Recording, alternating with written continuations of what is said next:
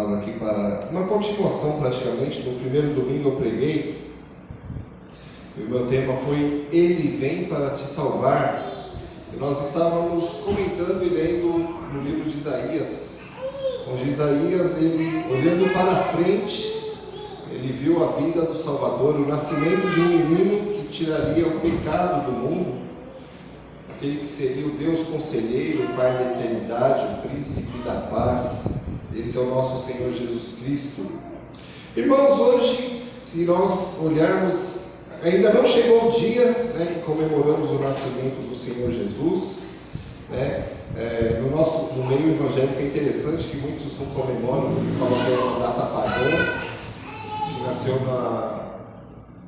nasceu na cultura romana. No dia 25 de dezembro era o dia do Deus Invictus, ou o Deus Sol. Eles comemoravam o dia e transformaram o dia no nascimento de Jesus. Mas a data em si não é tão importante, mas o mais importante é que Jesus nasceu.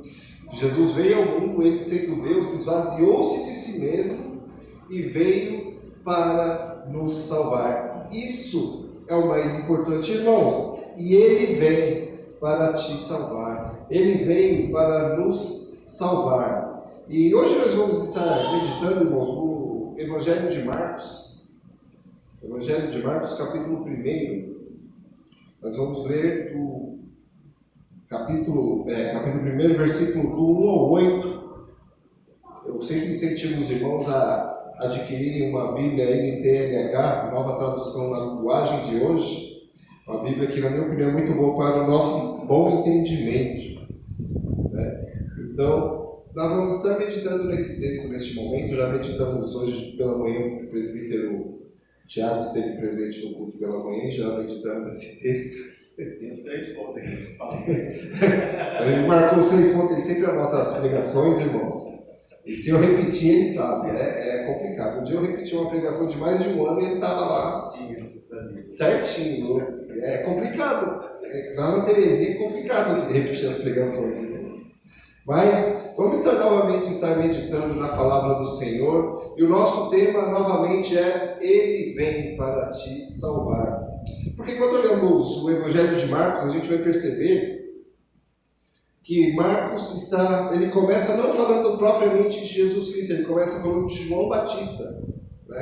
O Evangelho de Marcos é muito interessante, irmãos, porque quem é Marcos? Eu gosto muito, eu estudo muito o Evangelho de Marcos, e Marcos, o nome dele mesmo era João Marcos, ele era primo de Barnabé. É esse Marcos que provocou uma briga muito forte entre Paulo e Barnabé, tanto é que causou uma separação dos dois, porque Paulo queria viajar para um lugar e João Marcos ele não foi, ele falou que ia e não foi, e Barnabé teve misericórdia dele, queria levar ele, mas Paulo falou que não, e a briga dos dois foi tão grande que eles se separaram, foi cada um para um lado. É interessante, irmãos, que briga quando é de Deus mesmo, até briga, causa coisas boas, porque na separação dos dois, mais pessoas foram alcançadas pelo Evangelho, porque foi cada um para um lado. E os dois lados eles alcançaram pessoas para o Evangelho, para o reino de Deus. E é interessante que esse livro de Marcos ele é escrito na região da Galileia e Jerusalém, os lugares que mais são descritos, os lugares onde Jesus esteve. Eu gosto muito do Evangelho de Marcos, por quê, irmãos? Porque o Evangelho de Marcos ele é muito corrido, Jesus não para, Jesus ele está aqui, logo ele vai para um lugar, e imediatamente ele vai para o outro, daí ele vai para o outro, ele vai fazer isso, ele faz cura, Jesus não para no Evangelho de Marcos. E Marcos é interessante porque ele foi discípulo de Pedro. Então ele pega mais ou menos o temperamento de Pedro, que Pedro, quando nós lemos, nós vemos que ele era mais ou menos assim, ele não parava, ele era, ele ia para cima, ia para baixo, ele não parava e tal, e nós vamos ver que o Evangelho de Marcos ele é dessa forma, ele não para, Jesus ele não para, é muito interessante.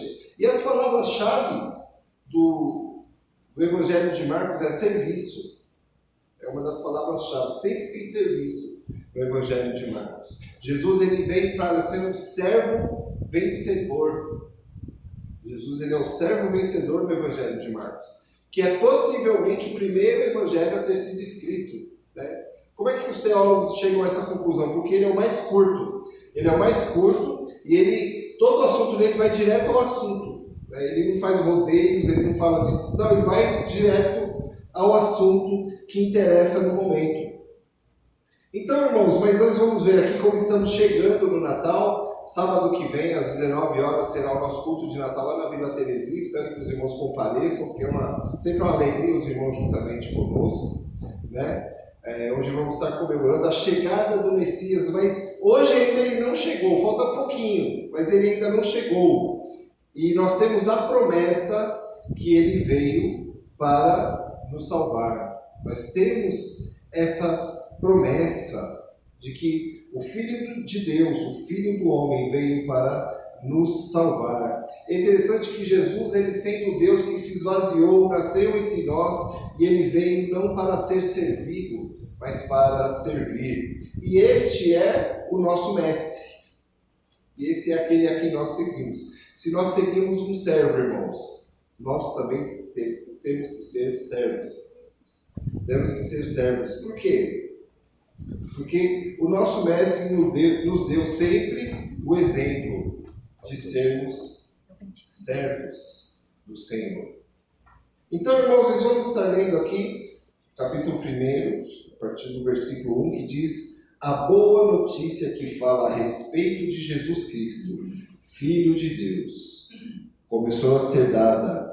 Como o profeta Isaías tinha escrito, ele escreveu o seguinte: Deus disse, eu enviarei o meu mensageiro adiante de você, para preparar o caminho. E o profeta escreveu também, alguém está gritando no deserto, preparem o caminho para o Senhor passar, abram estradas retas para ele. E foi assim que João Batista apareceu no deserto, batizando o povo e anunciando esta mensagem: arrependam-se dos seus pecados e sejam batizados, que Deus perdoará vocês. Muitos moradores da região da Judéia e da cidade de Jerusalém iam ouvir João. Eles confessavam seus pecados e João os batizava no Rio Jordão. Ele usava uma roupa feita de pelos de camelo e um cinto de couro, e comia gafanhotos e mel do mato. Ele dizia ao povo: depois de mim vem alguém que é mais importante do que eu, e eu não mereço a honra de me abaixar e desamarrar as correias das sandálias dele. Eu batizo vocês com água, mas ele os batizará com o Espírito Santo. Até aqui, amém.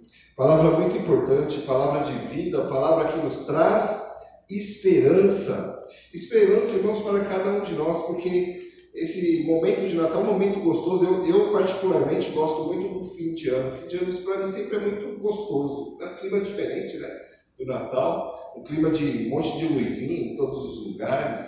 As pessoas se abrem um pouco mais para falar até mesmo do Evangelho, irmãos, né? Muitas pessoas que são do meio evangélico não comemoram, não querem saber de Natal por causa disso ou daquilo, mas é um momento oportuno para falarmos do Salvador, para falarmos do Messias.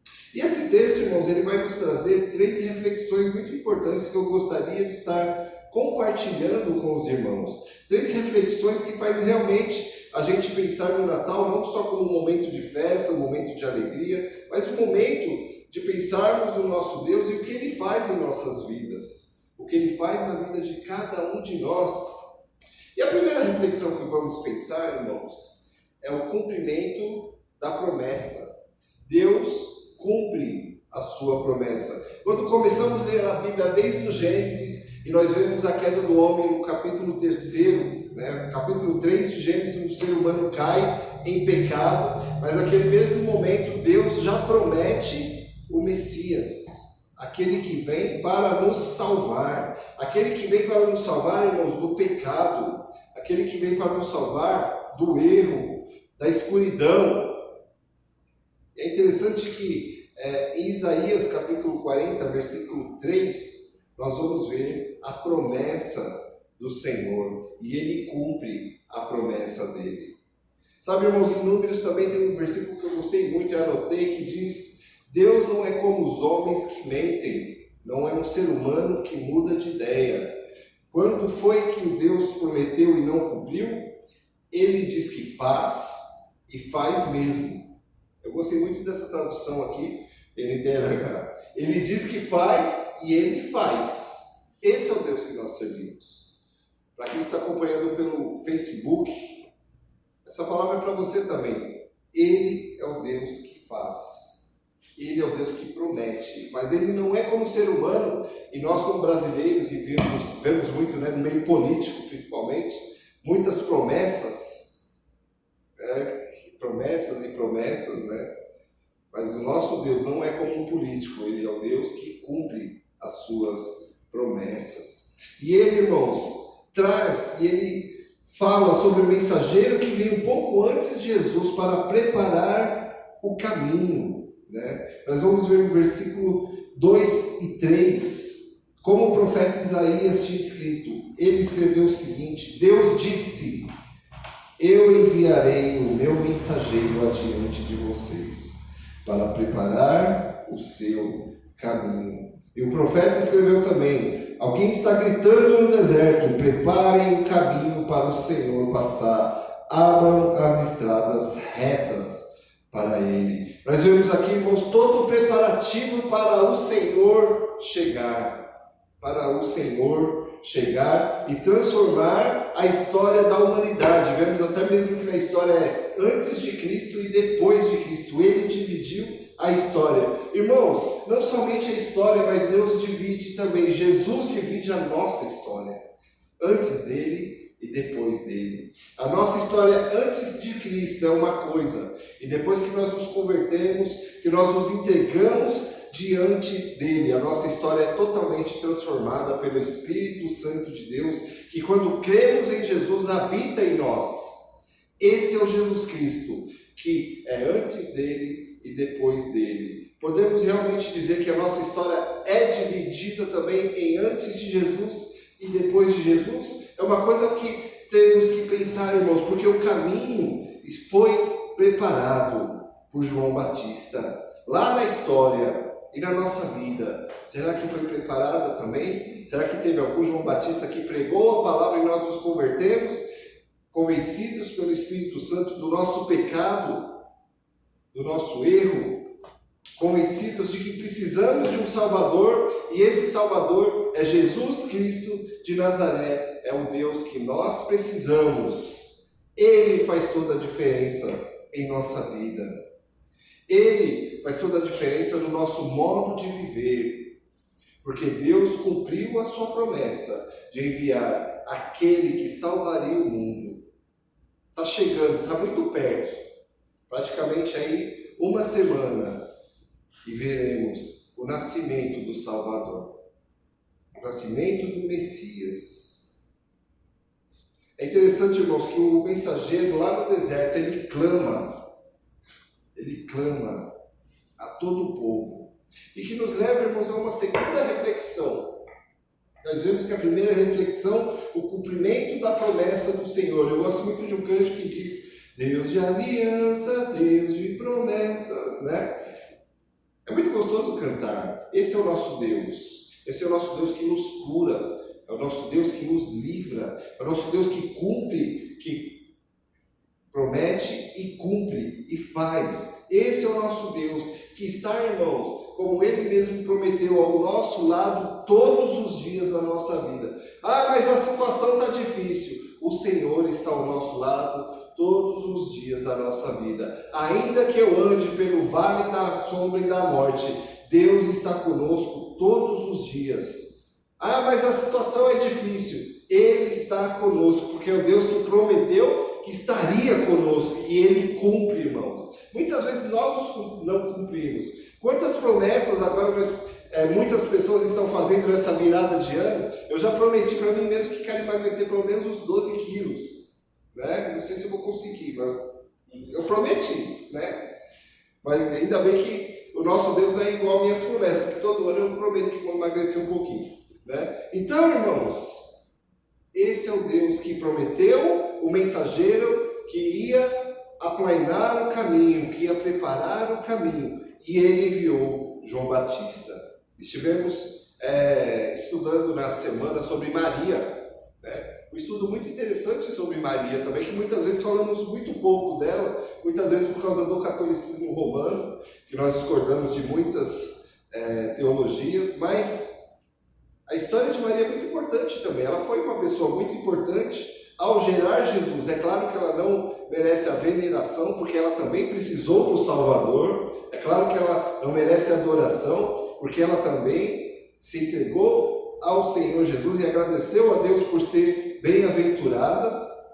Mas quando ela vai encontrar com Isabel, sua prima, João Batista já estava na barriga dela, ele salta de alegria porque estava na presença do Senhor. Isso é muito interessante. E Deus, ele cumpre a sua promessa e o mensageiro está clamando no deserto. Sabe, irmãos, nos dias atuais existem muitas e muitas pregações que estão totalmente longe e fora do Evangelho. E muitas vezes quando nós apresentamos a palavra de Deus, quando nós realmente fazemos uma pregação que fala da palavra, nós nos sentimos como se estivéssemos clamando no deserto também. Parece que nós estamos falando e ninguém está ouvindo. Porque nós falamos e a igreja não enche, a igreja não lota. Mas estamos pregando da palavra que transforma, que liberta. E muitas vezes as pessoas não querem isso, mas tem comichão no ouvido, coça, eles não querem. Eles querem palavra muitas vezes de prosperidade. É palavra que tudo vai dar certo. E muitas vezes, irmãos, não é isso que a mensagem do Senhor está falando, mas Deus promete a salvação. E esse mensageiro que clama no deserto nos leva à segunda reflexão, que não é simples, que não é fácil, que é a necessidade de arrependimento. Porque nós vamos ver, irmãos, no versículo 4, o seguinte, versículo 4: e assim foi que João Batista apareceu no deserto, batizando o povo e anunciando esta mensagem: arrependam-se dos seus pecados e sejam batizados, que Deus perdoará vocês. A mensagem de João Batista, irmãos, era muito clara e muito dura, porque o arrependimento, irmãos, é um momento difícil da nossa vida. É um momento que muitas vezes nos leva ao choro, mas o arrependimento não é o choro. O arrependimento, ele é um momento de mudança de pensamento, uma mudança de atitude, uma mudança de direção das nossas vidas. Esse é o arrependimento. Porque João Batista, irmãos, ele pecava, as pessoas vinham, confessavam os pecados para João Batista e depois eram lavados, eram batizados como símbolo ou sinal de purificação. A água sempre tem esse significado de purificação. E muitas vezes aquelas mesmas pessoas que iam embora para a sua vida normal, se eles pecassem de novo, eles tinham que voltar de novo e batizar, porque era lavagem. Né? Diferente do batismo de Jesus Cristo, que é o batismo de como sinal, é a lavagem, mas é a iniciação da vida cristã, a iniciação de que estamos andando com Deus, que cremos no Senhor Jesus. Esse é o sinal do batismo em Jesus Cristo. E muitas vezes as pessoas confundem, né? E existem até denominações que, se a pessoa peca muito feio, ela vai lá e batiza de novo, né? Não faz muito sentido, mas enfim. Mas a necessidade de arrependimento, ela é muito forte na nossa vida. Arrependei-vos, arrependam-se dos seus pecados. E mesmo depois de convertidos, irmãos, sempre pecamos porque somos pecadores, mas quando nós nos arrependemos, o Senhor transforma a nossa vida. É mudança de vida, não é viver no pecado mais, mas é ter uma nova vida com o Senhor. E a pregação de João Batista era justamente essa: arrependei-vos porque é chegado o reino de Deus. O Senhor Jesus tinha chegado na terra, o Senhor Jesus estava chegando para ser batizado. Estamos comemorando o momento em que Jesus nasceu. E muitas vezes, irmãos, ele tem que nascer nos nossos corações também. Ele tem que nascer e reinar no trono da nossa vida, que muitas vezes é ocupado por nós mesmos. É Ele quem tem que ocupar esse espaço. Ele que tem que comandar a nossa vida. E era o que o mensageiro estava falando, porque quando nos arrependemos dos nossos pecados, nós colocamos nas mãos do Senhor toda a nossa vida. Confessar os pecados, confessar a nossa falha. Mas temos que saber, irmãos, muito claramente o que é pecado em nossa vida. Porque o pecado é toda a transgressão contra as regras que Deus coloca em nossa vida. Como eu falei hoje de manhã, as regras do Senhor não é porque Deus é chato, né? Quando nós somos adolescentes, os pais muitas vezes colocam regras na nossa vida. Nós, poxa, como meu pai é chato, né? Mas é para o nosso próprio bem. E o Senhor é a mesma coisa. Tudo, irmãos, que Deus coloca para não fazermos, que não agrada a Ele, é porque faz bem para a gente mesmo. Faz bem para nós mesmos. Né? Por exemplo, uma coisa que é muito clara na Bíblia, um exemplo simples e que acontece muito no Natal, a embriaguez. A Bíblia sempre fala da embriaguez e fala que não é bom que o homem esteja embriagado. Mas isso, quando nós não nos embriagamos, isso faz bem para o nosso próprio corpo. Né? Eu, graças a Deus, nunca tive uma ressaca, mas eu já vi pessoas de ressaca, parece que é terrível. Né? A cabeça parece que vai explodir. Então, irmãos, a necessidade de arrependimento dos pecados é para que nós, quando mudamos de direção, nós entramos naquele caminho, naquela estrada que o nome dela é Jesus. Jesus Cristo é esse caminho. Jesus Cristo é esse caminho de arrependimento que nos leva para a vida. Eu gosto muito de um versículo em Provérbios que fala: caminhos que ao homem parece direito, mas o fim dele é a morte. Eu me lembro quando eu dava aula e vi muitos alunos entrarem nas drogas e para ele naquele momento parecia que era muito legal, muito divertido. Nossa, eu fiz isso, eu fiz aquilo. Né? E a gente começou a ensinar para ele sobre drogas e o mal que faz.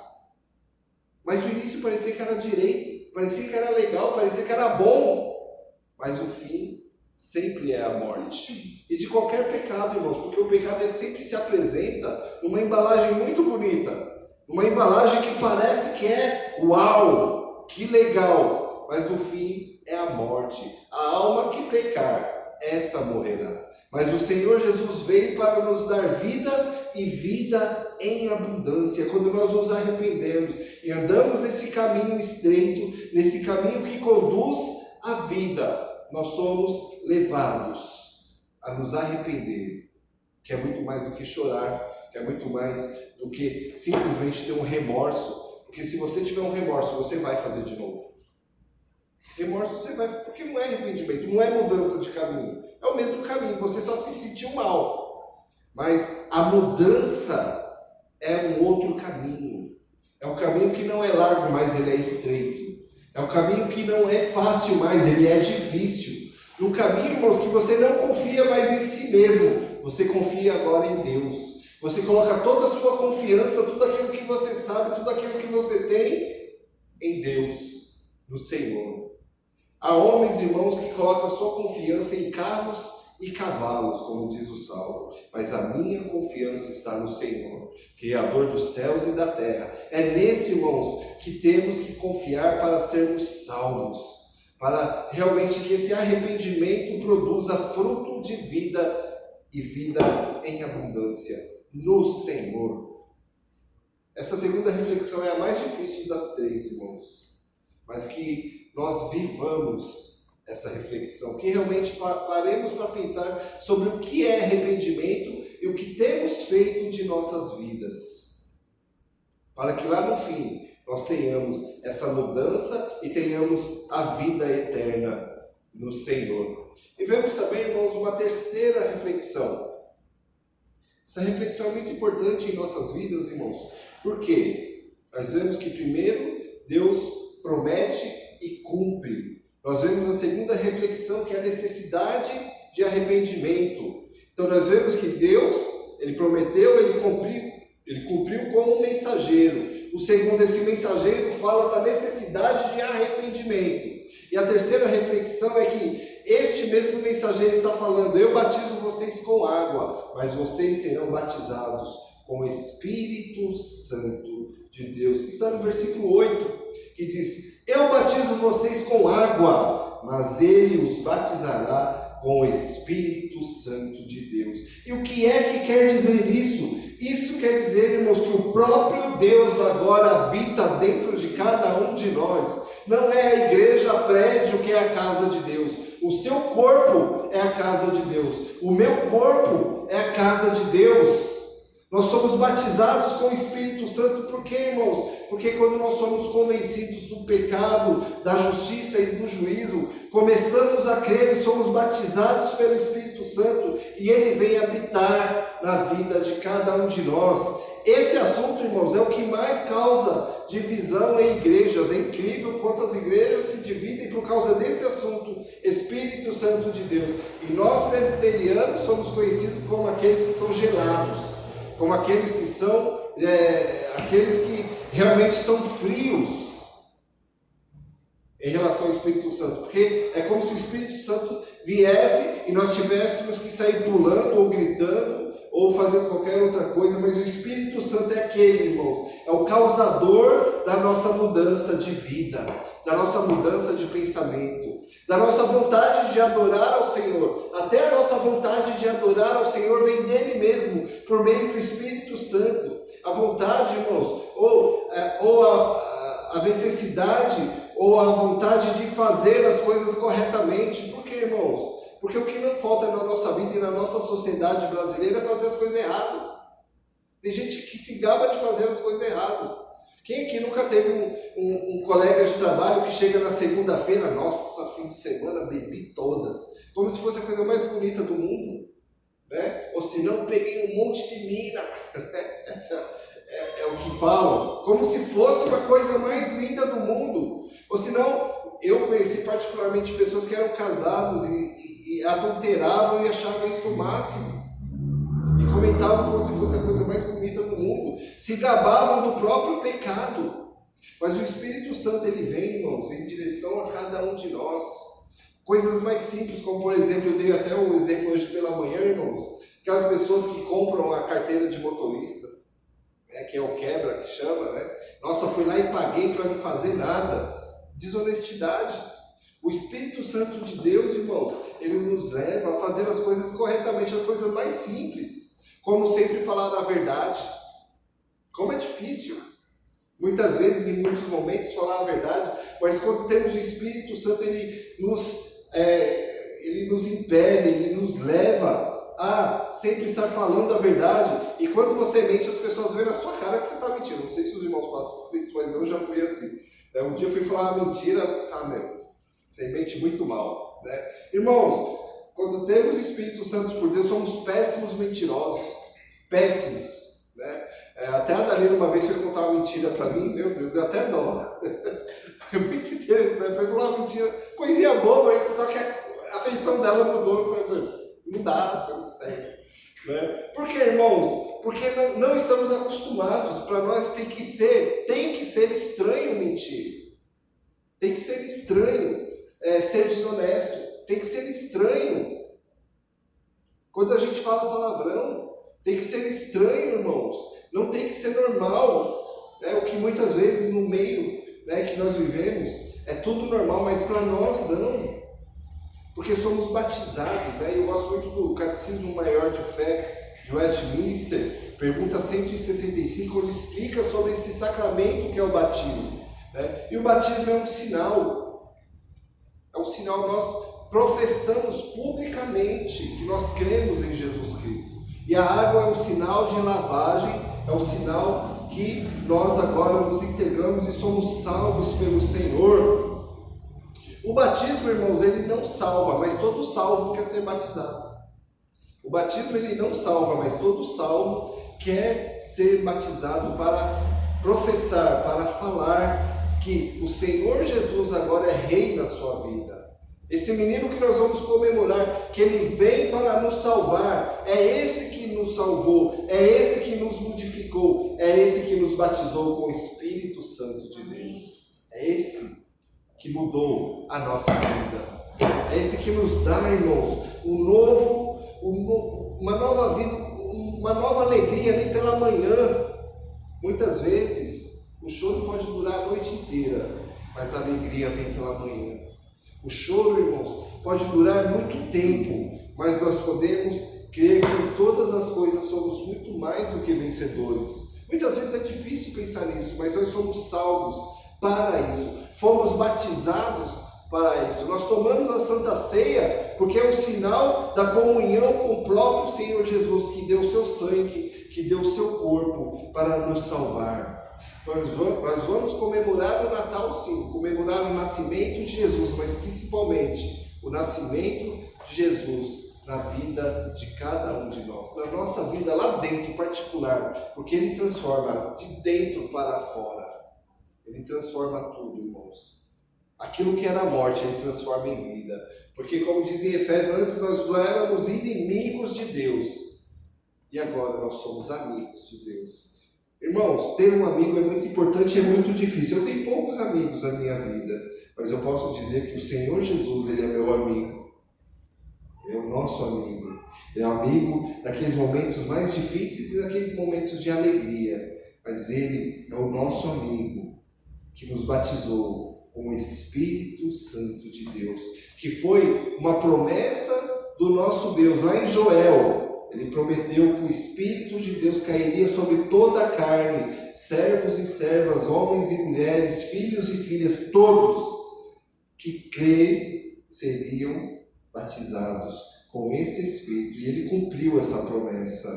Por isso, irmãos, Ele nos leva ao arrependimento e Ele nos leva ao batismo com o Espírito Santo para a nossa vida ser transformada por Ele. Que Deus nos abençoe, irmãos. E que nós, dessa igreja, ano que vem, façamos um trabalho melhor para a glória do Senhor. Nós, realmente, com todo o nosso coração, com toda a nossa fé, façamos um trabalho digno para a glória do Senhor. E que o Senhor nos abençoe e nos guarde. Vamos fazer a oração neste momento. Senhor Deus e Pai, nós te agradecemos, Senhor Deus, porque o Senhor está aqui conosco.